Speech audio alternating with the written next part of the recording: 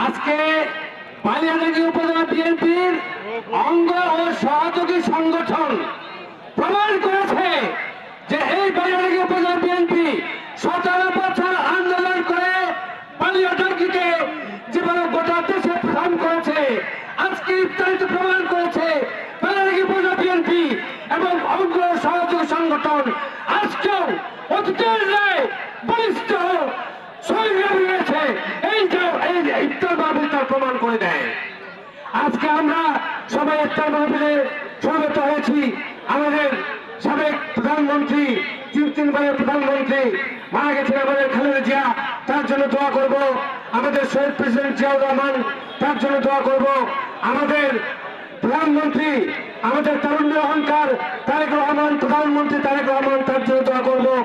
আমাদের মির্জা ফখরুল আলমগীর মহাসচিব এবং মন্ত্রী মহোদয়, ওনার জন্য দোয়া করব। আমাদের ঠাকুরগাঁয়ের এমপি মহোদয়, তার জন্য দোয়া করব। আমরা সবার জন্য দোয়া করব। বিএনপি নেতৃবৃন্দ যারা অতীতে আমাদের পথ দেখিয়েছেন, আন্দোলন করেছেন, যারা মারা গেছেন, তাদের জন্য দোয়া করব।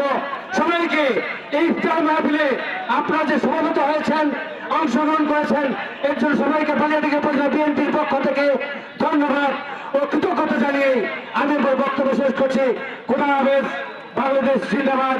বাংলাদেশ জাতীয়তাবাদী দল জিন্দাবাদ।